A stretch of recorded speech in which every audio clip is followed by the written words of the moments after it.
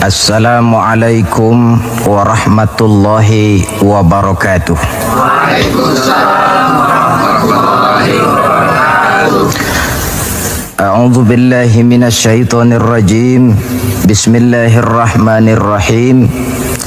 Wal 'asri innal insana lafi khusr illa alladzina amanu wa 'amilus shalihat wa tawasaw bil haqqi wa tawasaw bis sabr. Shadaqallahul azim. Saudara-saudara seiman dan sekeyakinan yang berbahagia, seperti yang sama kita maklum, ada satu kesamaan pandangan dari kita bangsa Indonesia tentang agama, yaitu bahwa agama merupakan hal yang mutlak penting dalam kehidupan ini. Baik dasar negara Pancasila maupun Undang-Undang Dasar 45 seperti yang tercantum dalam pasal 29 ayat 2 seharusnya menjadikan merupakan tempat yang subur bagi tumbuh dan berkembangnya kehidupan beragama di negara yang kita cintai ini. Namun dalam kenyataannya, tidak semua orang yang mengatakan agama itu penting lalu mau hidup mengikuti aturan agama. Lebih celaka lagi kalau agama hanya sekedar dijadikan lipstik, pemanis bibir, penghias hidup. Agama cuma sekedar seminar, muktamar, kongres atau tulisan besar-besar, tetapi yang tidak pernah terwujud di dalam kehidupan nyata sehari-hari.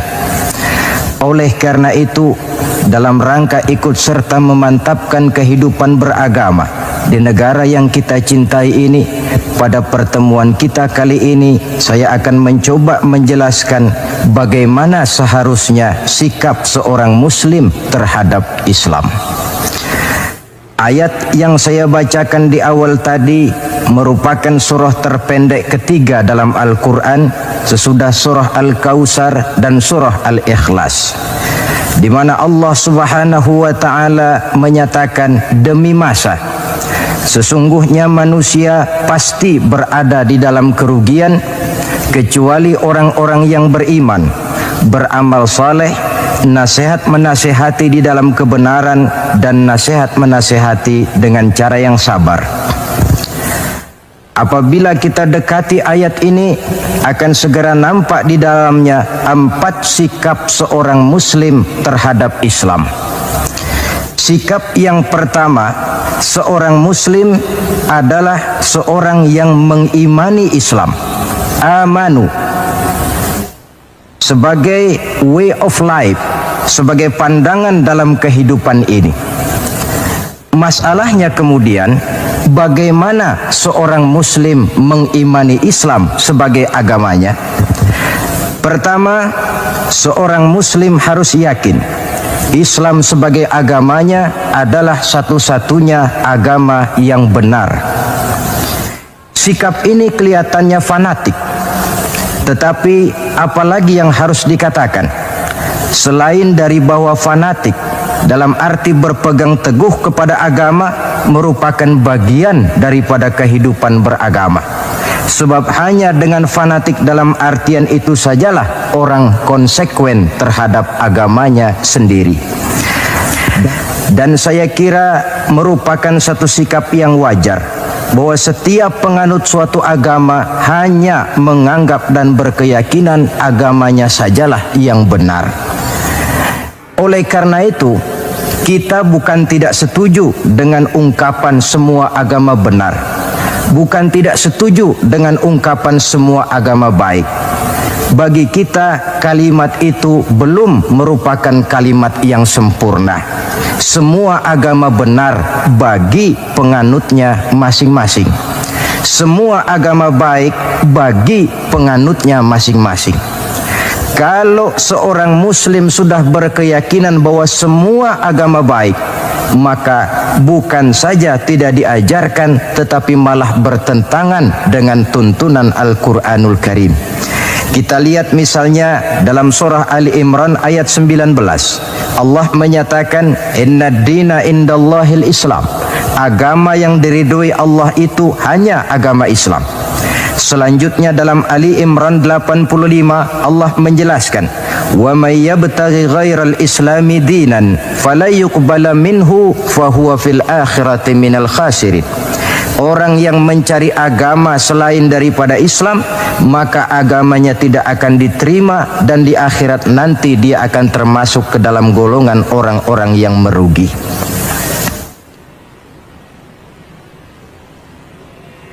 Perkara bahwa kita menghormati orang lain agama itu tentu, apalagi sebagai bangsa yang sedang melaksanakan pembangunan, kita perlu menjaga kesatuan dan persatuan kita sebagai bangsa.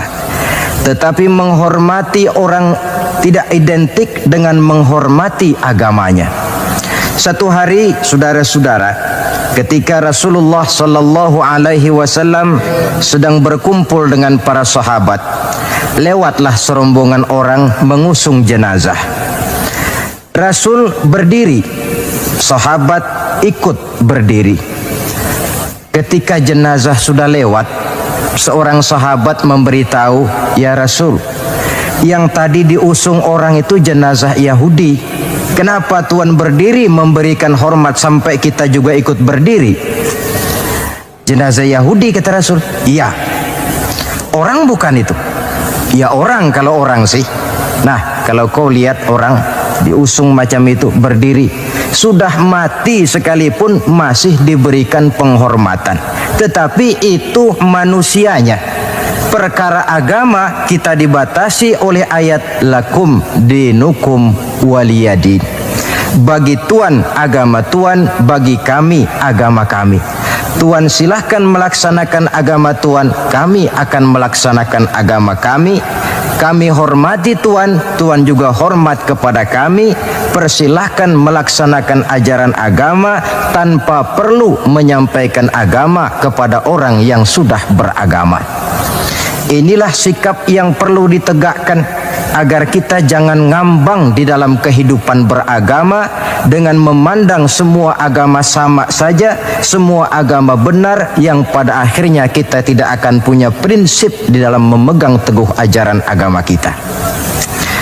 Yang kedua, dalam rangka mengimani Islam, seorang muslim harus yakin dan berpandangan bahwa Islam sebagai agamanya adalah agama untuk seluruh manusia. Kalau Nabi Nuh diutus oleh Allah cuma untuk kaumnya saja, Nabi Ibrahim pun untuk umatnya saja, Nabi Musa demikian pula, Nabi Isa pun begitu. Tetapi Nabi Muhammad sallallahu alaihi wasallam diutus oleh Allah Subhanahu wa taala untuk seluruh umat manusia. Kita baca dalam surah Al-Anbiya ayat 107, Allah Subhanahu wa taala menyatakan, "Wa ma arsalnaka illa rahmatan lil alamin." Kami tidak mengutus engkau wahai Muhammad melainkan untuk menjadi rahmah bagi seluruh alam. Dewasa ini saudara-saudara, kita melihat timbulnya gejala di mana orang menganggap seolah-olah agama itu barang impor. Islam katanya kiriman Arab. Buktinya Quran bahasa Arab, hadis bahasa Arab, solat menggunakan bahasa Arab. Nah, akibat timbulnya pemikiran semacam ini, mulai nampak gejala orang menghindarkan diri daripada Islam. Sebenarnya bahwa Arab sebagian besar memang Islam, itu harus kita akui. Tetapi bahwa Islam bukannya Arab, itu pun juga merupakan kenyataan. Perkara kemudian Quran menggunakan bahasa Arab tidak lain karena Rasulullah Sallallahu Alaihi Wasallam diutus oleh Allah di tengah masyarakat Arab ketika itu. Tapi ini tidak berarti bahwa Quran cuma untuk orang Arab saja. Bisa kita lihat dari bukti-bukti yang ada dalam Quran itu sendiri. Pertama, tidak ada satu ayat Quran pun yang ditujukan khusus kepada orang Arab semata-mata. Misalnya, ya ayyuhal arabiyyun, hai orang-orang Arab, tidak ada. Yang banyak kita temukan itu Ya ayyuhan nas, wahai manusia. Digunakan kata yang bersifat umum. Manusia yang mana? Yang mana saja asal merasa manusia. Kalau tidak merasa manusia, tentu tidak perlu terpanggil dengan ayat ini. Lalu solat menggunakan bahasa Arab. Tentu Islam telah mengikat kita dengan akidah. Sama Allah yang kita sembah, sama arah yang kita tuju dalam menyembah, sama bacaan yang kita baca, sama bahasa yang kita gunakan. Dari persamaan-persamaan semacam itu timbul ilaqah ruhiyah, mekanisme psikis yang pada gilirannya mengikat nilai-nilai persaudaraan yang lebih erat lagi. Cobalah kalau misalnya sholat saja dibiarkan tiap orang menggunakan bahasanya sendiri-sendiri, itu di samping akan menimbulkan berbagai kesulitan, kontak batin tidak akan cepat terwujud. Taruhlah misalnya yang jadi imam menggunakan bahasa Indonesia. Dia takbir dalam bahasa Indonesia, bukan dengan Allahu Akbar. Barangkali dia akan baca Tuhan yang Maha Besar. Datang lagi yang jadi makmum dari Padang, lain lagi gaya bahasanya, bukan Allahu Akbar, dia akan baca Allah nan gadang. Datang pula kemudian saudara kita dari Jawa Barat, takbir lagi dia dengan bahasanya Gusti Allah anu ageng.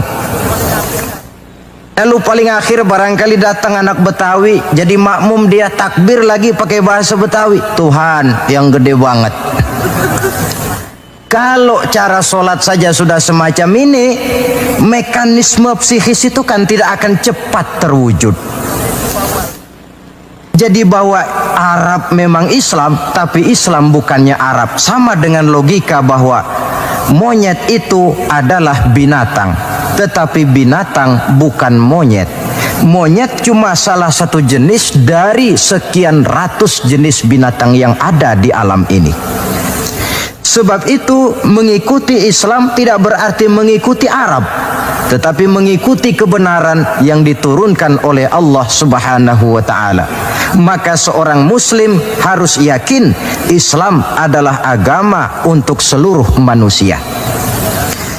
Yang ketiga, dalam rangkaian mengimani Islam, seorang muslim harus yakin dan berpandangan Islam sebagai agamanya adalah agama terakhir yang dibawa oleh Rasul terakhir.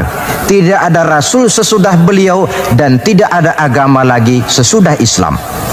Dalam surah Al-Ahzab ayat 40 kita temukan penjelasan dari Allah Subhanahu wa ta'ala, "Maka Muhammadun aba ahadim min rijalikum walakin Rasulullah wa khataman nabiyyin." Muhammad itu bukan bapak dari salah seorang kamu. Ia adalah utusan Allah dan penutup para nabi.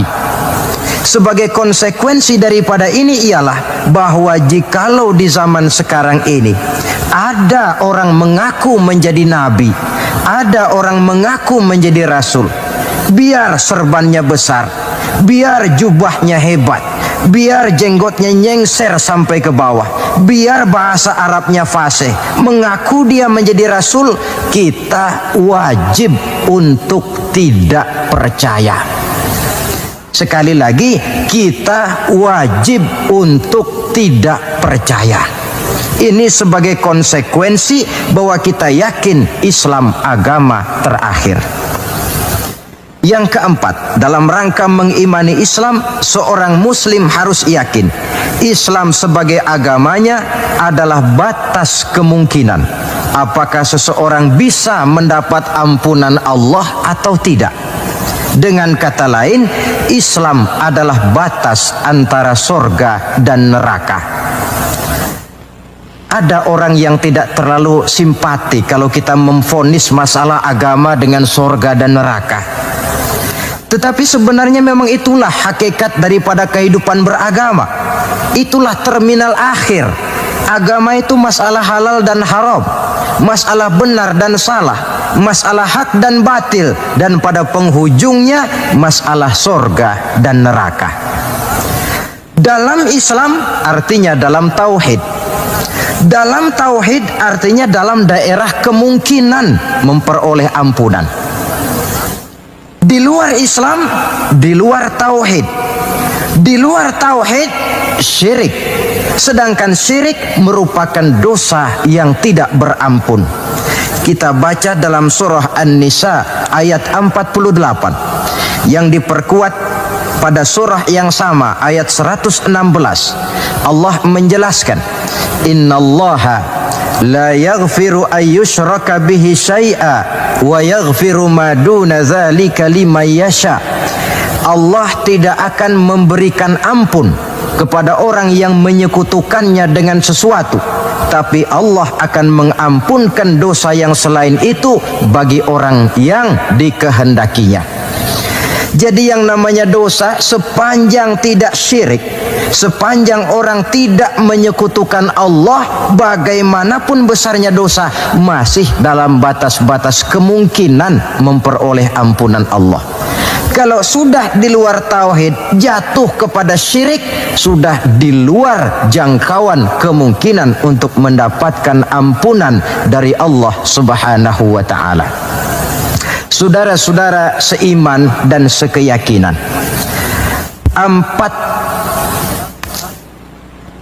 empat cara di dalam kita mengimani Islam ini pada gilirannya akan memberikan warna di dalam kehidupan kita.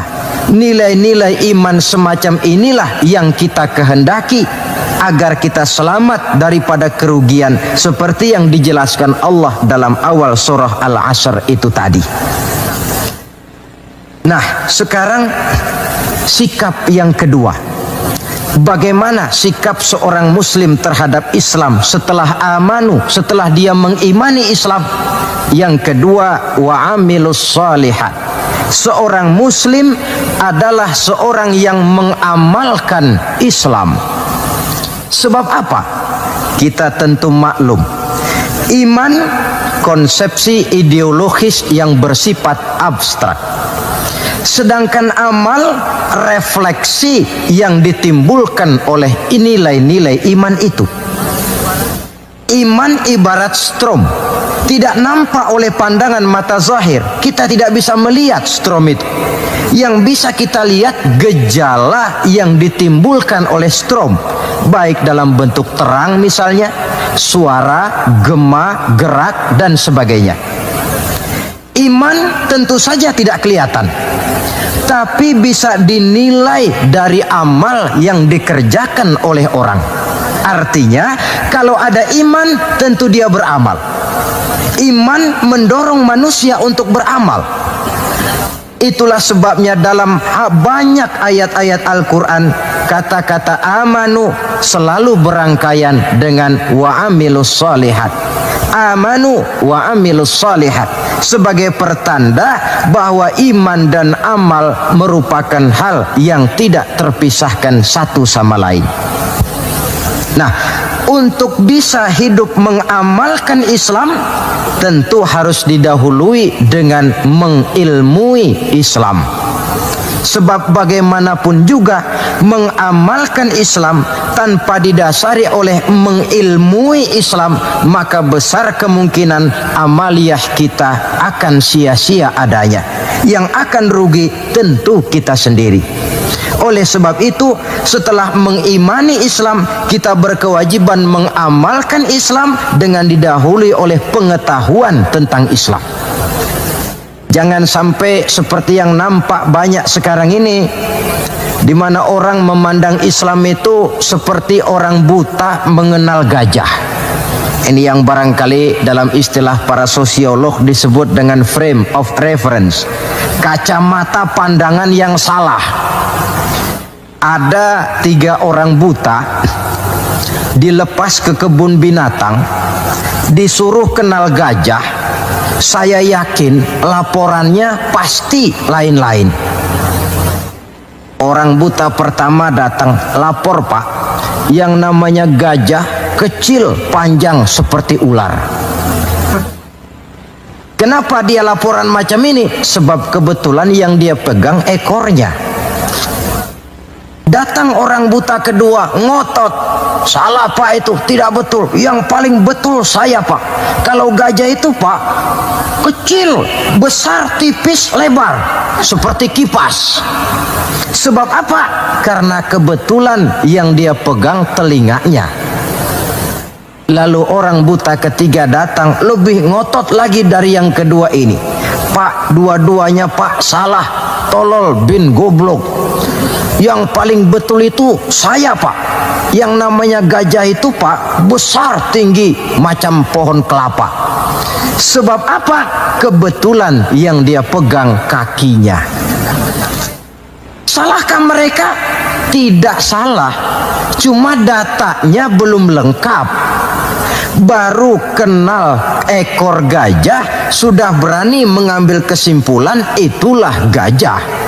Yang satu baru kenal telinga gajah sudah menarik konklusi itulah gajah. Dan yang lain baru tahu dan baru kenal kaki gajah sudah mengemukakan pendapat itulah dia gajah. Buat orang yang sudah kenal betul gajah, tentu dia ditertawakan. Bagi orang yang belum kenal gajah, dia menyesatkan. Hal semacam ini bukan saja tidak mendidik, tetapi pada akhirnya akan membingungkan orang yang belum kenal kepada gajah. Dengan kata lain, di dalam mengilmui Islam, kita harus berupaya melihat dan memandang Islam itu secara totalitas, secara keseluruhan, memandang dan melihat Islam dari berbagai seginya. Sehingga dengan demikian akan terbuka nuansa pandangan mata kita melihat kebesaran, kelengkapan dan kesempurnaan daripada ajaran agama kita sendiri. Nah, kalau nilai-nilai iman diwujudkan dan dibuktikan dengan pengamalan kita tentang Islam, barulah nilai iman kita itu beroleh wujudnya yang konkret di dalam amalan-amalan kita sehari-hari. Tanpa itu, iman cuma tinggal sekedar kata. Akidah cuma tinggal sekedar keyakinan dan fondasi yang tanpa perwujudan di dalam realita kehidupan ini. Demikian sikap yang kedua. Lalu yang ketiga, saudara-saudara, setelah mengimani Islam, kemudian mengamalkan Islam, seorang muslim harus mendakwahkan Islam. Tawasau bil haqqi, nasihat menasihati di dalam kebenaran. Pada hakikatnya setiap kita ini mubaligh. Setiap kita berkewajiban menyampaikan dakwah kepada orang yang belum atau kurang mengetahui suatu persoalan yang kebetulan kita lebih mengetahui tentang itu. Tidak ada masalah kita berdakwah dengan menguraikan bismillah misalnya, kalau pendengar kita kebetulan orang yang belum mengerti bismillah. Dengan demikian akan terjadi pemerataan pemahaman agama. Tidak perlu harus selalu jadi mubaligh. Kalau kita kebetulan seorang pedagang, lalu dalam dunia perdagangan kita bisa memberikan contoh bagaimana seharusnya seorang muslim berdagang, maka kita sudah mendakwahkan kepada orang lain bagaimana cara dagang menurut Islam. Dakwah bil hal namanya, di mana setiap pribadi muslim menjadi iklan daripada agamanya. Dia harus sanggup berkata, tuan-tuan mau tahu bagaimana cara dagang menurut Islam? Lihat cara kami orang Islam dagang. Tuan-tuan mau tahu bagaimana cara berumah tangga menurut Islam? Lihat cara kami orang Islam berumah tangga. Tuan-tuan mau tahu bagaimana cara bertetangga menurut Islam? Lihat cara kami orang Islam bertetangga. Seorang muslim menjadi iklan daripada agamanya. Dakwah bil hal, dakwah dengan perbuatan langsung, memberikan contoh kepada masyarakat bagaimana tuntutan kehidupan beragama yang kita laksanakan dalam kehidupan sehari-hari.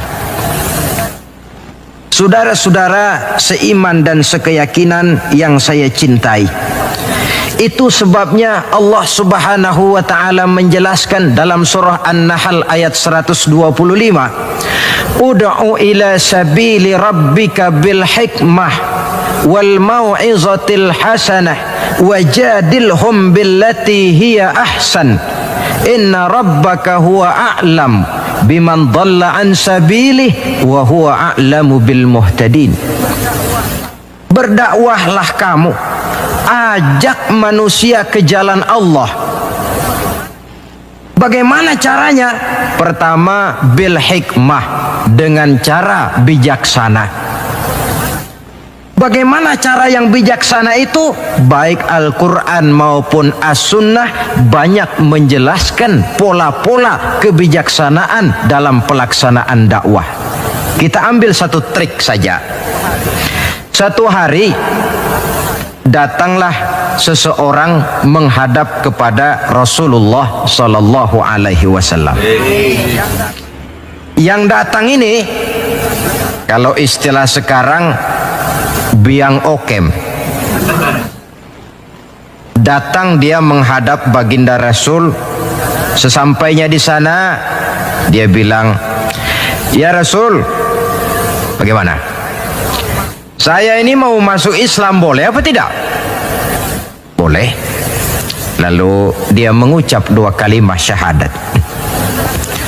Setelah selesai mengucap 2 kalimat syahadat, dia berkata lagi, "Ya Rasul, saya sekarang sudah masuk Islam."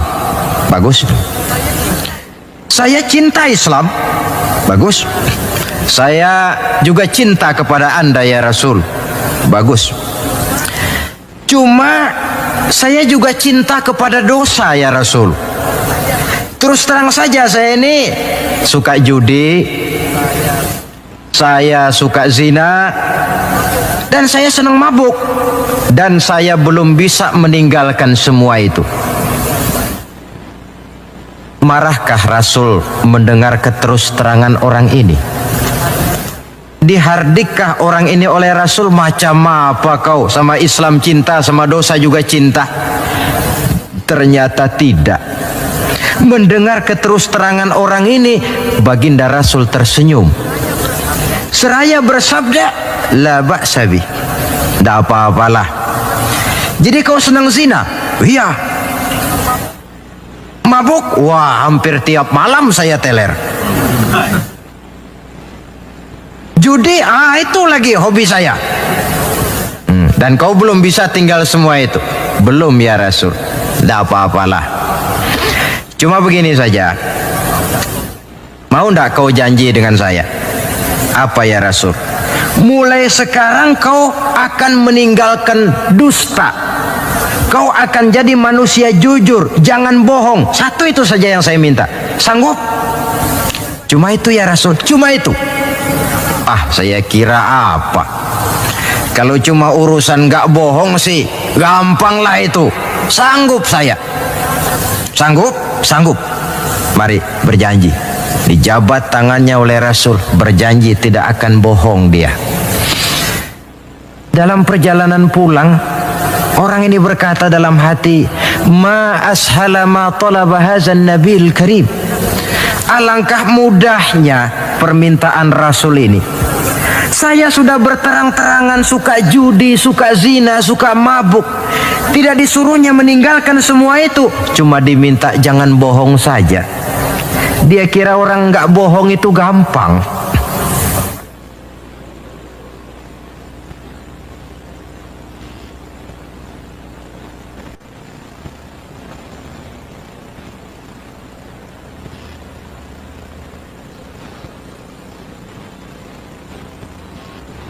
Padahal saudara, Nabi Ibrahim itu satu hari pernah nangis. Allah tegur Ibrahim, "Kenapa nangis kamu ini?" Kata Nabi Ibrahim, "Ya Allah, bagaimana saya tidak nangis?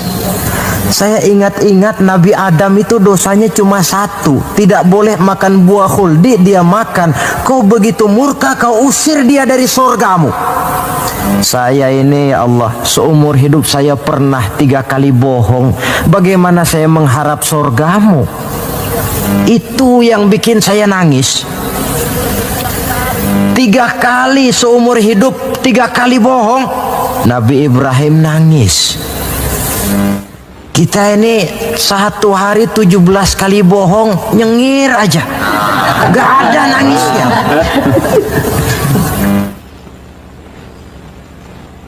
Saudara hadirin, demikianlah orang ini pulang ke rumah dengan satu anggapan dalam hatinya bahwa apa yang diminta oleh Rasul adalah sesuatu yang mudah. Lalu hari-hari pun berlalu, berganti dengan minggu, minggu pergi, datanglah bulan. Sampai pada suatu hari ketika orang ini sedang berjalan, dia melihat seorang perempuan dengan paras yang cukup cantik. Datang syahwatnya. Rupanya orang ini termasuk kelas tegangan tinggi juga. Sik.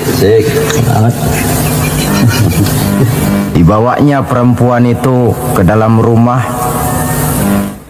Hampir terjadi perbuatan zina. Nyaris dia ingat janjinya. Iya, saya ini kan sudah janji dengan Rasul tidak mau bohong. Nanti kalau saya bertemu Rasul lalu saya ditanya, kamu zina apa enggak sekarang? Saya harus jawab bagaimana? Kalau saya bilang iya, tentu hukum berlaku. Kalau saya bilang tidak, artinya saya bohong. Padahal saya sudah berjanji tidak mau bohong. Peranglah antara bisikan iman dan bisikan nafsunya. Ternyata kemudian bisikan iman ini menang. Tidak jadi dia lakukan perbuatan zina itu. Lain waktu dia melihat sesuatu yang indah menawan, terdetik dalam hatinya mau mencuri. Sudah dia ulurkan tangan hendak mencuri itu, ingat lagi, saya sudah janji dengan Rasul tidak mau bohong. Kalau satu hari saya bertemu beliau ditanya saya kau mencuri apa tidak, bagaimana saya harus menjawab? Saya katakan iya, tentu hukum berlaku. Kalau saya bilang tidak, artinya saya bohong. Perang lagi iman dan nafsunya. Akhirnya iman menang, tidak jadi dia mencuri. Begitulah orang ini tiap kali mau melakukan kejahatan ingat janjinya kepada Rasul bahwa dia tidak mau bohong. Sampai akhirnya dia tidak pernah jadi melakukan berbagai macam kejahatan. Paling akhir dia datang menghadap Rasul, ya Rasul sodakta, ya Rasul Anda benar. Kenapa? Yang Anda minta cuma satu, jangan bohong. Tapi rupanya itu pokoknya ya Rasul. Saya ternyata tidak berkutik. Sampai paling akhir dia menjadi salah seorang sahabat yang terbaik dari baginda Nabi. Sebab apa? Hanya diminta meninggalkan bohong oleh Rasul. Ini pola dakwah yang dilaksanakan oleh Rasul dengan cara bijaksana. Processingnya melalui tahapan yang sesuai dengan kemampuan orang. Contoh lain, satu hari datanglah seorang sahabat melapor, halaktu ya Rasulullah, wahai Rasul celaka saya ini. Ma'ahlakaka, apa yang bikin kamu celaka? Dia bilang, waqa'tu ala imra'ati fi Ramadan. Saya lagi puasa Ramadan, saya nggak tahan sama istri saya itu. Lalu nyelonong ya Rasulullah. Rupanya pengantin baru ini. Kata Rasul, nyelonong bagaimana? Ya nyelonong-nyelonong. Kalau memang begitu, bayar dendanya. Apa dendanya ya Rasul? Bebaskan budak. Waduh, saya tidak punya budak ya Rasulullah. Tidak punya? Tidak punya. Puasa 2 bulan berturut-turut. Ya Rasul, tidak kuat saya. Tidak kuat? Tidak kuat. Jangankan yang 2 bulan, yang sebulan aja nyelonong. Bagaimana yang 2 bulan? Saya tidak sanggup ya Rasul. Kalau memang tidak sanggup juga, beri makan 60 fakir miskin, 1 orang 1 mud. Ya Rasul, jangankan memberi makan 60 fakir miskin. Istri saya ini di rumah 1 hari masak, 3 hari libur. Saya ini orang susah. Lagi pula saya pikir orang ini kebangetan juga. Sudah melarat sama larangan kok berani. Rasul tersenyum kemudian masuk ke dalam kamar. Keluar lagi beliau membawa sekeranjang kecil kurma. Kalau kau memang tidak punya apa-apa, bawa pulanglah ini, sedekahkan kepada orang-orang miskin di kampungmu sebagai pembayar dendamu. Ya Rasulullah, apa lagi? Di kampung saya itu yang paling miskin saya. Bukan main. Akhirnya Rasul cuma senyum, beliau bilang, ya sudah, bawa pulanglah nih, beri makan anak istrimu di rumah. Sudah melanggar larangan, dapat korma pula. Pola kebijaksanaan semacam ini menunjukkan elastisitasnya watak Islamil. Tidak kalau sudah begitu ya mesti begitu. Kita saja kan besar ini lewat tahapan. Begitu lahir kita cuma minum air susu ibu. Meningkat besar sedikit baru kita makan pisang. Bila sudah besar lagi, agak besar lagi, baru bubur. Sudah besar betul, baru makan nasi. Lebih besar lagi, barangkali termasuk jengkol dan sebagainya. Bayangkan kalau orang begitu lahir sudah dikasih jengkol, itu tidak bijaksana kan, akan rawan akibatnya. Pendeknya, dengan dakwah cara bijaksana ini, jangan memancing ikan pakai anggur. Bagaimanapun enaknya anggur itu bukan makanan untuk ikan. Inilah makna tuntunan Nabi, khatibin nasa ala qadri uqulihim. Berbicaralah kepada manusia sesuai dengan daya terima mereka, sesuai dengan kemampuan yang mereka sanggup melaksanakannya. Begitulah pola dakwah pertama, bil hikmah. Yang kedua, wal mau'izatil hasanah, dengan contoh nasihat-nasihat yang baik. Dan yang ketiga, wajadilhum billati hiya ahsan. Kalau memang perlu berdebat, perlu berbantah, debatlah dengan cara yang terbaik. Bukan dengan sentimen, tapi dengan argumen. Bukan dengan tujuan untuk mencari kemenangan, tetapi untuk mencari kebenaran. Sehingga dengan demikian, saudara-saudara, seorang muslim harus tegak mendakwahkan Islam sesuai dengan bidang dan kemampuannya masing-masing. Ini sikap yang ketiga. Lalu sampai kepada sikap yang keempat, bagaimana seorang muslim sikapnya terhadap Islam. Yaitu yang keempat, watawasau bis sabr, bersabar dalam Islam. Setelah kita mengimani Islam, mengamalkan Islam, kemudian mendakwahkan Islam, pada yang keempat, bersabar dalam Islam. Sebab apa? Perjalanan mengimani Islam, mengamalkan Islam, mendakwahkan Islam bukan perjalanan yang lurus bertabur bunga di kanan kirinya. Jalannya menanjak, penuh onak dan duri, namun tidak ada perbuatan tanpa resiko. Orang yang berani berbuat harus berani resiko. Mengimani Islam ada resikonya, mengamalkan Islam ada resikonya, mendakwahkan Islam, menegakkan yang ma'ruf, menghancurkan yang munkar pun ada resikonya. Bersabar dalam Islam. Bagaimana orang yang sabar itu? Allah menjelaskan, wa basyiris sabirin allazina iza asabathum musibah qalu inna lillahi wa inna ilaihi raji'un. Orang yang sabar tidak lain adalah orang-orang yang kalau mereka mendapat musibah, terkena satu kesulitan, kembali kepada konsepsi dasar inna lillahi wa inna ilaihi raji'un. Kami berasal dari Allah dan kepada Allah pula kami akan kembali. Bukan ucapan itu yang penting, tapi penghayatannya. Kalau pada suatu saat misalnya kita harus melepaskan jabatan yang kita cintai, kembali kepada konsepsi inna lillahi wa inna ilaihi raji'un. Dahulunya pun ketika lahir ke dunia ini, saya tidak membawa jabatan apa-apa.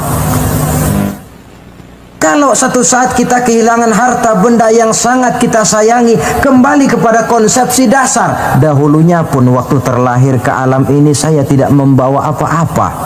Inna lillahi wa inna ilaihi raji'un. Di belakang itu lalu baik sangka bahwa musibah, kepahitan dan penderitaan hidup bagaimanapun pedihnya, di belakang itu tentu mengandung hikmah.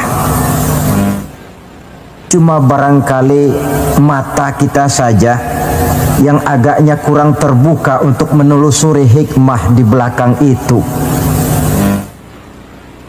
Lalu timbul semacam protes.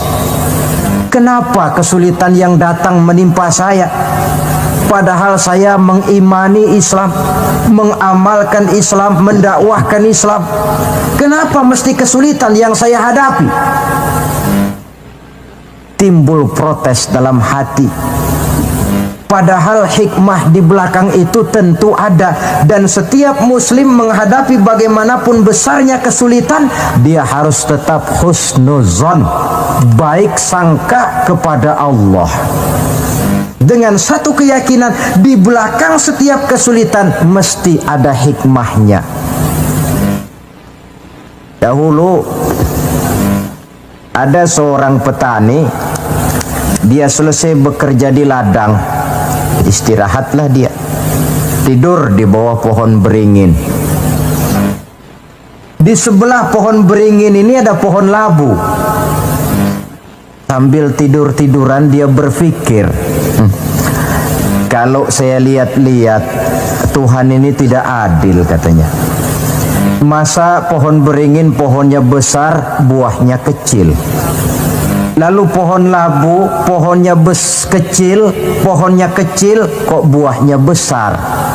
Ah, Tuhan bukan arsitek ulung ini. Tidak adil ini. Mestinya supaya enak dilihat itu, beringin yang pohonnya besar, buahnya besar sebesar buah labu. Lalu pohon labu yang pohonnya kecil, buahnya kecil-kecil sajalah sebesar buah beringin. Baru adil rasanya itu. Nah, apa yang terjadi? Rupanya Allah tidak membuktikan kebesarannya. Baru saja selesai dia berpikir Tuhan tidak adil, jatuh sebutir buah beringin tepat menimpa hidungnya. Dia terkejut. Astagfirullahalazim, katanya. Kalau begitu Allah itu benar-benar adil. Coba kalau buah beringin sebesar buah labu, lalu barusan jatuh menimpa hidung saya, rasanya sudah tidak karu-karuan potongan muka saya ini. Baru terbuka pandangan matanya, baru terlontar perkataan Allah Maha Adil setelah dia bertemu dengan pengalaman yang dia rasakan sendiri. Jadi di belakang segala kesulitan itu ada hikmahnya. Di belakang segala kepahitan hidup itu ada manisnya. Maka Allah membimbing kita bersabar dalam mengimani Islam, mengamalkan Islam, dan mendakwahkan Islam. Konsepsi kesabaran kembali kepada satu keyakinan, semuanya datang dari Allah, semuanya pun bakal kembali juga kepada Allah.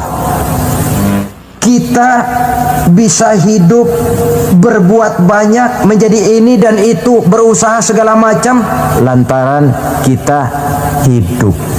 Kita hidup ini lantaran ada roh dalam jasad kita. Ruh ini pun sebenarnya kita bukan hak milik mutlak, cuma sekedar hak pakai saja. Kapan waktu diambil oleh si sang pemilik mutlak, tidak ada kekuasaan kita untuk mencegahnya. Yang paling vital macam itu pun tidak ada kemampuan kita mempertahankannya. Apalah lagi yang menempel dalam hidup seperti harta, jabatan, dan lain sebagainya. Roh saja kita sudah tidak mampu mempertahankannya.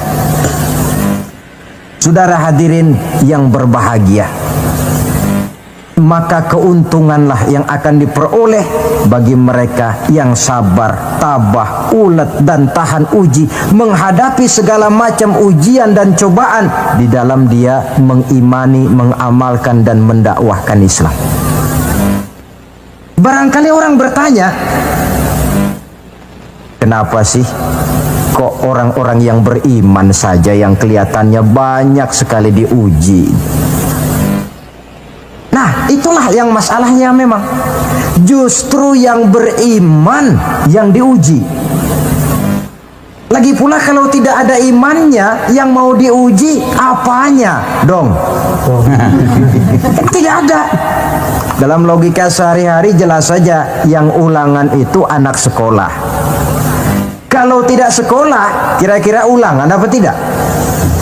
Tidak. Kan tentu tidak. Mau naik kelas berapa, mau sekolah saja tidak. Justru yang beriman itu yang diuji, yang hidupnya mengimani Islam, mengamalkan Islam, mendakwahkan Islam. Makin tinggi kualitas iman, makin berat cobaan dan ujian itu. Sehingga Allah menjelaskan, ahasiban nasu ayyutraku ayyaqulu amanna wa hum la yuftanun.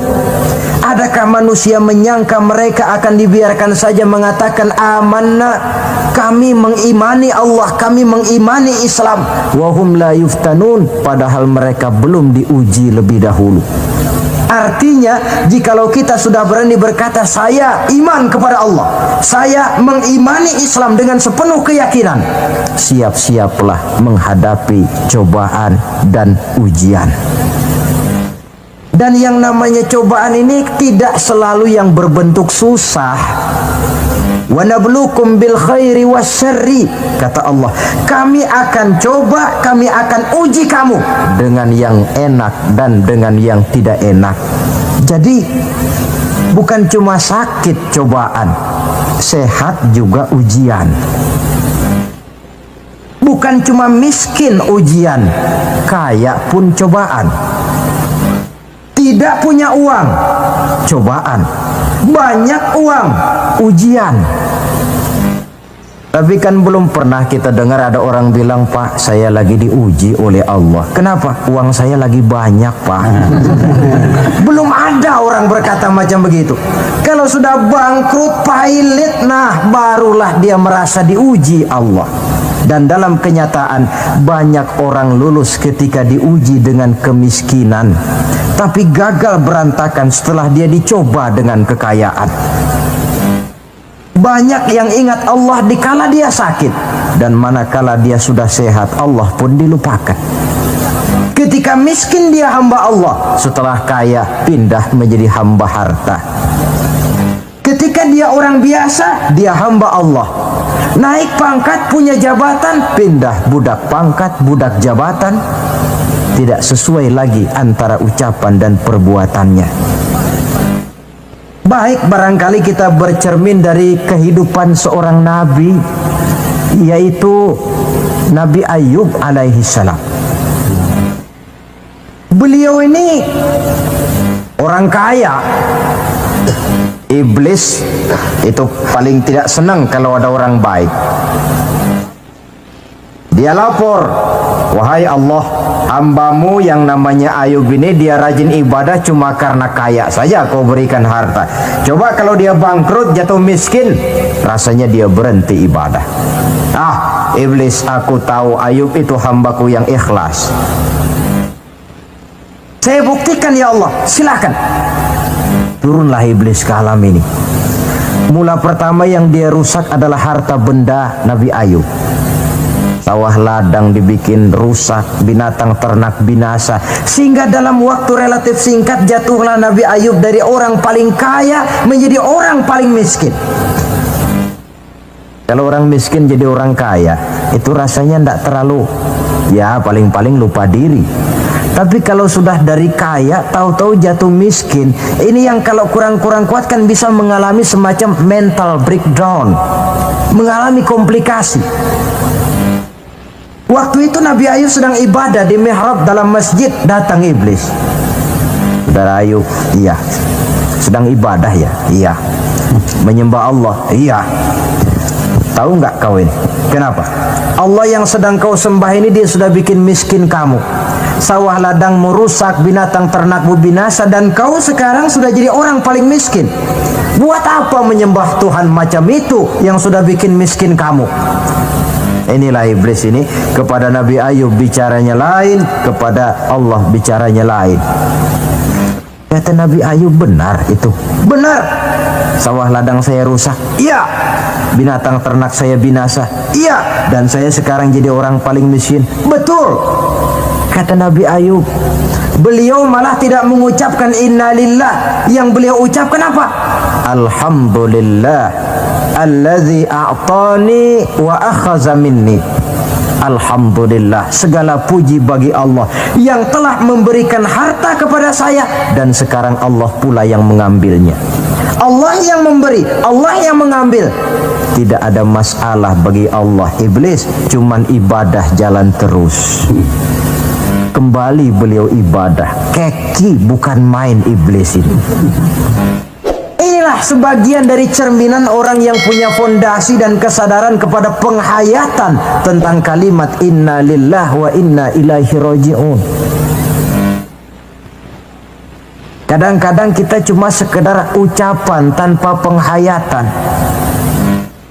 Terkena musibah mulutnya sih tidak berhenti innalillah innalillah, tapi nangisnya juga tidak mau berhenti. Tidak diiringi dengan kesadaran dari Allah segalanya berasal dan kepada Allah segalanya pun juga akan kembali. Nah, kalau sadarlah kita bahwa tidak ada satu perbuatan tanpa resiko, dan resiko dalam mengimani, mengamalkan dan mendakwahkan Islam merupakan sesuatu yang indah. Yang kalau kita hadapi dan kita modali dengan sabar, tentu buahnya akan nikmat kita rasakan dalam perjalanan hidup ini. Tanpa kesabaran, maka boleh jadi usaha kita pun akan sia-sia. Bukankah Imam Ali karramallahu wajhah pernah mengatakan, haqqun bila nizamin yaghlibuhul batil binizamin. Kebenaran yang tanpa nizam, tanpa kesabaran, tanpa taktik dan strategi, dapat dengan mudah dihancurkan oleh kebatilan yang menggunakan taktik dan strategi. Tentu kita menginginkan nilai-nilai Islam ini tegak di masyarakat, tapi ini merupakan processing yang bukan seperti orang makan pisang. Hari ini dimakan, hari ini kenyang, dan hari ini juga kadang-kadang bisa keluar lagi. Perjuangan menegakkan nilai-nilai Islam ini satu proses yang panjang. Seperti juga telah dijelaskan oleh kehidupan perjuangan Nabi, para sahabat, dan selanjutnya. Tidak merupakan satu proses yang sekali jadi. Itu sebabnya ditutup surah Al-Asr ini dengan kalimat tawasau bis sabr. Hendaknya bersabar kita di dalam menegakkan sikap yang dituntut dalam surah Al-Asr itu tadi. Saudara-saudara hadirin yang saya hormati, dengan demikian 4 sikap telah saya kemukakan. Dari 4 sikap ini ternyata seorang muslim dituntut untuk menjadi pengiman Islam, pengamal Islam, dan pengawal-pengawal Islam. Dengan motif sabar sebagai landasan daripada perjuangan kita mengimani, mengamalkan dan mengawal Islam dengan pelaksanaan dakwah yang sesuai dengan bidang dan kemampuan kita masing-masing. Yang kita harapkan tentunya bahwa nilai-nilai keimanan kita ini mewarnai kehidupan dan menjadi warnanya hidup. Saya kira pun pembangunan akan lebih berhasil, Pancasila akan lebih aman di negara ini kalau dijaga dan dikawal oleh orang-orang yang teguh memegang agama dengan segala konsekuensinya. Mengimani agamanya dan iman itu menjadi warnanya kehidupan. Dengan kata lain, kalau iman ini sudah ikut kemanapun kita pergi dan dimanapun kita berada, itu sebenarnya sumber etika otonom. Bukankah satu bangsa yang baik selalu terdiri dari masyarakat yang baik? Masyarakat yang baik terdiri dari warga yang baik. Warga yang baik terdiri dari keluarga yang baik. Dan keluarga yang baik terdiri dari pribadi yang baik. Nah, pribadi akan menjadi baik kalau dia dikontrol oleh nilai keimanannya. Sebab apa? Puncak keimanan yang tertinggi sebenarnya tidak lain manakala seseorang sudah merasakan kehadiran Allah dekat dalam hidupnya. Kalau itu sudah dimiliki, apalagi yang lebih mampu mengontrol kita, merasakan kehadiran Allah dekat dalam hidup. Sebab itu sebagai akhir, bawalah iman ini kemanapun kita pergi dan dimanapun kita berada. Kadang-kadang iman kita ini kan cuma sekedar penunggu rumah. Pegawai negeri mau ke kantor, imannya ditaruhnya di lemari. Sudahlah iman, kau tidak ikut ke kantor. Kalau kau ke kantor nanti aku nggak bisa korupsi. Pedagang ke pasar, iman ketinggalan di rumah. So kalau iman dibawa ke pasar, katanya timbangannya tidak bisa curang. Tertinggallah iman itu di rumah. Iman yang tertanam dalam hati menimbulkan etika otonom, dan etika otonom membuat manusia selalu merasakan kehadiran Allah dekat dalam hidupnya. Kemana lagi tempat kita hendak melakukan kesalahan kalau Allah menjadi daya kontrol yang paling efektif di dalam kehidupan? Inilah yang kita bicarakan pada pertemuan kita kali ini. Semoga Allah memberikan kekuatan kepada kita. Amin. Untuk hidup tegak mengimani Islam, amin, mengamalkan Islam, amin, mendakwahkan Islam, amin, dan bersabar di dalam Islam. Amin. Saya akhiri dengan satu ungkapan. Wa qad yurja li jarhi sayfi bur'un wala bur'u lima jarahal lisan. Kalau pedang lukai tubuh, masih kan ada harapan sembuh. Kalau lidah lukai hati, kemana obat hendak dicari?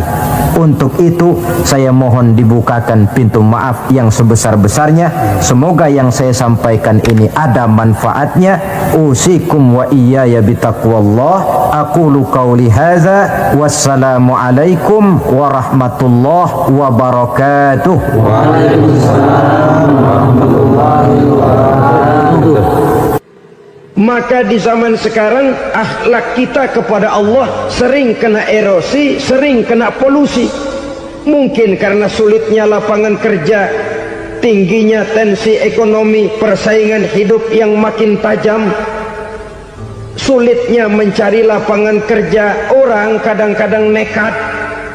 Sedikit pertimbangan picik, pandangan, mudah melakukan potong kompas, sehingga terjadilah perbuatan-perbuatan yang memelencengkan akhlak kita kepada Allah Subhanahu wa ta'ala. Kadang-kadang terjebak mempercayai selain daripada Allah. Kadang-kadang terjebak di dalam mengagungkan yang selain daripada Allah lebih dari yang seharusnya. Terkenalah akhlak kita kepada Allah jaringan-jaringan erosi dan polusi. Kufur sebagai lawanan daripada tauhid merupakan sifat daripada orang yang tidak berakhlak kepada Allah. Bentuknya pertama bisa syirik. Syirik itu artinya meyakini ada Tuhan lain selain daripada Allah. Itu yang namanya syirik. Jadi percaya Tuhan ada, cuman Tuhannya kelebihan. Itu yang disebut syirik, dan itu merupakan cerminan dari akhlak yang rusak kepada Allah Subhanahu wa ta'ala.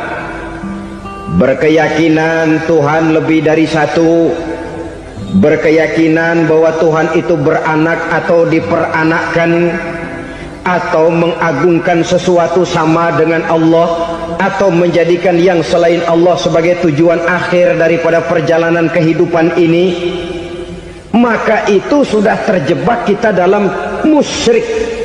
Dan syirik satu dosa yang tidak berampun. Bahasa kasarnya, yang namanya syirik itu jenis bapak moyangnya dosa. Saudara-saudara, sebab itu saya pesan, kalau memang terpaksa, biasanya yang tinggal di kota-kota besar itu kalau tidak kepengen dosa kan susah. Kalau terpaksa harus bikin dosa, cari yang kecil-kecil saja, yang kira-kira taubatnya gampang. Umpamanya pulang sholat Jumat nukar sendal, umpama, yaitu jelas dosa. Tapi dosa yang taubatnya agak mudah. Jangan sampai terjebak ke dalam syirik, menyekutukan Allah. Kalau sudah menyekutukan Allah, Allah dimadu, murka benar Allah kepada kita. Innallaha la yaghfiru ayyushraka bih wa yaghfiru ma duna dzalika liman yasha. Allah tidak akan memberi ampun kepada orang yang menyekutukannya dengan sesuatu, tapi Allah mau mengampunkan dosa yang selain itu bagi orang yang dikehendakinya. Jadi orang-orang yang sudah terjebak syirik, menyekutukan Allah, meyakini ada Tuhan lain selain daripada Allah, meyakini Tuhan beranak atau diperanakkan, bagaimanapun baiknya mereka di dunia, bagaimanapun sosial jiwanya, bagaimanapun pemurah tangannya memberikan santunan dan pertolongan kepada orang lain, kalau sudah syirik, seluruh nilai kebaikannya akan tidak ada gunanya lagi, karena tidak ada tempat nilai kebaikan itu bergantung. Sedangkan kita berbuat baik agar diterima oleh Allah. Kalau Allahnya marah kepada kita, siapa yang akan menerima nilai kebaikan itu sendiri?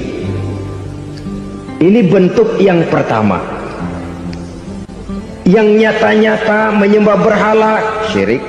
Yang nyata-nyata beriktikad Tuhan lebih dari satu, syirik. Atau yang tersamar. Yang tersamar itu yang sering jadi penyakit kita. Saya sejak ada perkutut ini di rumah, perkutut. Saudara-saudara, yang merusak akhlak kepada Allah, yang merusak tauhid setelah syirik, bisa juga berbentuk nifak. Nifak itu sifatnya, orang yang punya sifat nifak disebut munafik. Asal katanya dari nafakun. Nafakun itu satu lubang yang punya dua muka, seperti goa, ada tempat masuk, ada tempat keluar. Maka munafik orang yang punya dua muka. Kalau bahasa kita, pandai bermain minyak di atas air, manis jika berhadapan, balik belakang lain bicara. Sehingga apa yang dinamakan nifak, kata Imam Ali Al-Jurjani dalam kitab ta'rifatnya, izharul imanu bil lisan wa kitmanul kufri bil qalbi. Menyatakan, menampakkan iman dengan lidahnya, tapi menyembunyikan kekafiran dalam hatinya. Dengan kata lain, lidahnya mah iman, hatinya mah kafir. Padahal hati itu yang dilihat, padahal hati itu yang dinilai. Kenapa lidahnya mengaku iman? Ya mungkin karena kepepet, mungkin karena kepentingan, mungkin karena ingin mencari kelemahan orang, lalu dia pura-pura beriman, tapi sesungguhnya hatinya kufur. Ini merupakan penyakit munafik. Dan terus terang, menghadapi orang munafik jauh lebih berat daripada menghadapi orang kafir. Kenapa? Munafik ini kan musuh dalam selimut. Mau dibilang musuh nyata-nyata, apalagi di zaman Rasul ya, ketika periode Madinah, berat sekali menghadapi orang munafik. Mau dibilang kafir, kalau ketemu assalamualaikumnya medok juga.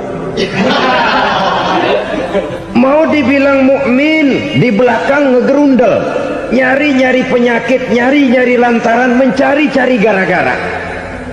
Kalau kafir jelas kafirnya, kalau musyrik jelas musyriknya. Tapi munafik, di depan kita dia mengaku beriman, di belakang kita dia caci maki kita. Maka demikian rupa watak orang munafik Allah benci betul. Sampai dalam Quran orang munafik itu divonis innal munafiqin fid darkil asfal minan nar. Orang-orang munafik di dasar jurang neraka yang paling bawah, keraknya neraka. Saudara-saudara kaum muslimin rahimakumullah, sebab munafik sangat berbahaya, membahayakan umat, membahayakan agama.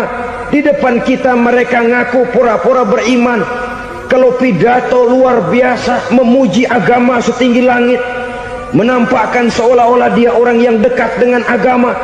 Saudara-saudara, agama penting, agama mutlak. Tapi yang ngomong begitu agamanya apa? Remeng-remeng. Cuma sekedar lipstick, cuma sekedar dekorasi, cuma sekedar kamuflase, buat ngibuli orang lain. Dia mengaku beragama, mengatakan agama mutlak, menganggap agama penting, seolah-olah memperhatikan benar tentang tatanan kehidupan beragama, tapi sebenarnya di hatinya tidak lebih berkecamuk penyakit-penyakit kufur. Maka sifat munafik ini termasuk menodai tauhid, artinya merusak akhlak kita kepada Allah Subhanahu wa ta'ala. Sifat yang ketiga yang juga merusak akhlak kita kepada Allah dinamakan riddah. Riddah itu sifatnya, orang yang punya sifat riddah disebut murtad. Murtad keluar dari Islam. Keluar dari Islam tentu tadinya di dalam Islam. Oleh satu perbuatan dia bisa menjadi murtad. Misalnya tadinya dia iman benar kepada Allah, tapi melarat. Kadang-kadang sehari masak, 3 hari libur. Akhirnya oleh kesulitan ekonomi dia tidak kuat. Ada yang menawarkan kebaikan, dibawain supermi, dibawain obat-obatan, diberikan beras. Goyah imannya, keluar dia dari Islam, ikut agama orang yang memberikan pertolongan kepadanya, memilih kesenangan sebentar dengan mengorbankan kebahagiaan yang kekal. Maka orang semacam itu riddah sifatnya, murtad orangnya, keluar dari Islam. Dan yang menyebabkan kita murtad bukan cuma orang nyata-nyata memproklamirkan diri keluar dari Islam tapi lalu mengikuti agama orang lain. Bukan cuma itu, mengakui ada Rasul lagi sesudah Nabi Muhammad bisa menyebabkan kita murtad. Mengingkari nikmat Allah bisa menyebabkan kita murtad. Meyakini semua agama benar bisa menyebabkan orang menjadi murtad. Meragukan kesempurnaan dan kelengkapan Al-Quran bisa menyebabkan orang jadi murtad. Mengingkari sunnah bisa menyebabkan orang menjadi murtad. Banyak hal-hal yang bisa mendatangkan penyakit riddah dan membuat pelakunya menjadi murtad. Dan ini menodai akhlak kita kepada Allah Subhanahu wa ta'ala. Itu tadi kufur iman, saudara-saudara. Nyata-nyata mengingkari Allah, baik dalam bentuk syirik, nifak ataupun riddah. Kufur yang kedua dinamakan kufur nikmat. Apa itu kufur nikmat? Sitru nikmatil mun'im au ya'malu fi mukhalafatil mun'im. Menutup-nutup nikmat Allah atau melakukan perbuatan yang menentang, bertentangan dengan kehendak yang memberikan nikmat. Jadi kufur nikmat pertama, nutup-nutupin Tuhan. Tuhan jalingin. Duit lu banyak amat, dari mana? Gua kerja. Lalu kerjanya nomor 1. Orang yang berakhlak kepada Allah, dia akan menjawab, kamu uangnya kok banyak dari mana? Rizki dari Allah. Caranya, saya kerja. Kerja itu cara, rizki itu dari Allah datangnya. Bukankah di zaman sekarang kita sering terpeleset? Ini merupakan cerminan dari rapuhnya akhlak kita kepada Allah Subhanahu wa ta'ala. Karena usaha saya memang, karena saya peras keringat banting tulang, tentu.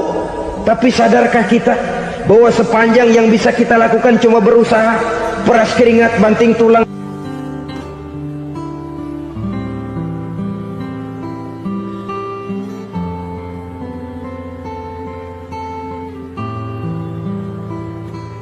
Soal rizki, soal jodoh, soal maut, kitakah yang mengatur? Kitakah yang menentukan? Subhanallah, manusia sungguh tidak berdaya menghadapi 3 hal paling pokok ini. Rezeki, kita cuma bekerja. Kitakah yang menentukan? Tidak. Kita berusaha saja rezeki belum pasti dapat, apalagi kalau kita tidak berusaha. Jangan terjebak dalam fatalisme, belum perang udah nyerah. Emang dasar rezeki datangnya dari Tuhan, gak usah kerja, dan ntar juga kalau dia datang. Dari mana datangnya? Kerja saja belum tentu dapat rezeki, apalagi kalau tidak kerja. Yang jelas usaha perlu kepastian, itu urusan Allah. Ini akhlak kepada Allah Subhanahu wa ta'ala. Jodoh juga begitu. Kita berusaha, kita berupaya, Allah menghendaki lain jadinya. Maut juga begitu. Siapa sih yang pengen ngadepi maut? Siapa sih yang pengen mati? Siapa sih yang pengen ketemu malaikat Israel? Tidak seorang pun kalau ditanya, kecuali mereka yang putus asa ya. Kalau otaknya masih normal, mau mati mesti belakangan dulu dikit. Tapi yang satu itu saudara, kalau dia sudah datang, tenaga mana yang bisa menolak? Kalau dia sudah berkunjung, kekuatan mana yang bisa menghindar? Kalau dia sudah ingin bertemu, kemana kita bisa melarikan diri? Manusia sepanjang yang dia lakukan hanya berusaha, tapi kepastian, ketentuan dari Allah Subhanahu wa ta'ala. Orang yang kufur nikmat, nutupin Allah.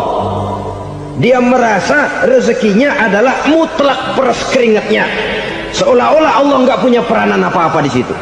Oh, ini kan saya bisa rumah begini karena saya kerja keras. Oh, ini mobil saya begini, saya kerja keras. Peras keringat banting tulang keras.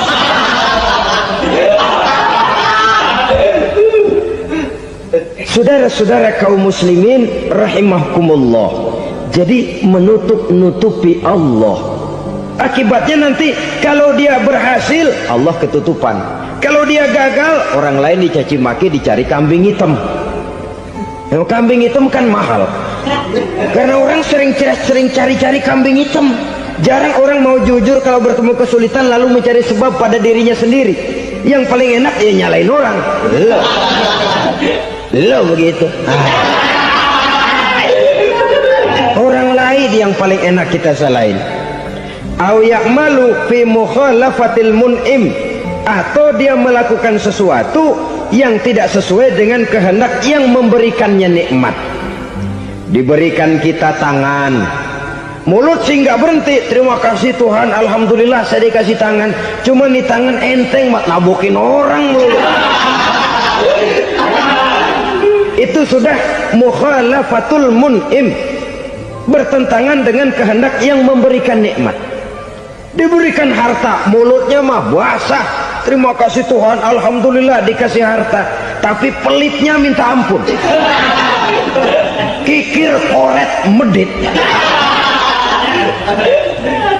Ini juga termasuk kufur nikmat, mempergunakan suatu nikmat bertentangan dengan kehendak daripada yang memberikan nikmat itu sendiri. Saudara-saudara kaum muslimin rahimakumullah, oleh karenanya kufur iman memang lebih bahaya daripada kufur nikmat. Tapi jangan lupa, kufur nikmat bisa menyeret orang kepada kufur iman. Nah, kalau Allah udah dialingin, Tuhan sudah dinomor duain, lama-lama kenapa dia tidak mendewakan dirinya sendiri, mendewakan pangkatnya, mendewa-dewakan otaknya, mendewa-dewakan kemampuannya? Pada awalnya dia memang cuma kufur nikmat, tapi lambat laun kalau ini tidak diobati, secara pasti orang akan mengarah kepada kufur iman. Bisa berbentuk syirik, bisa berbentuk nifak, bisa berbentuk riddah. Saudara-saudara, oleh karena itu menjaga akhlak kepada Allah mutlak penting. Sebab apa?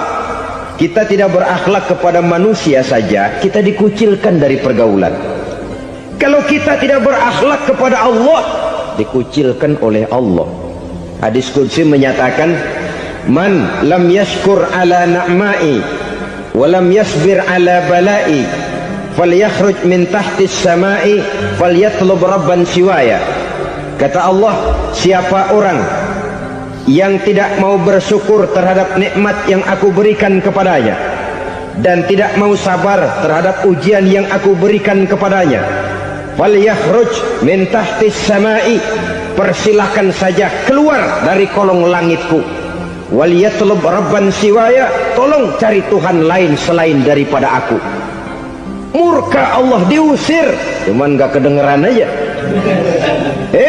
Siapa yang tidak mau syukur terhadap nikmatku, siapa yang tidak mau sabar terhadap ujian yang aku berikan kepadanya, persilahkan keluar dari kolong langitku ini, cari Tuhan lain selain aku. Langit Tuhan yang punya, Tuhan kita lawan, diusir dari kolong langit, mau pindah ke kolong mana?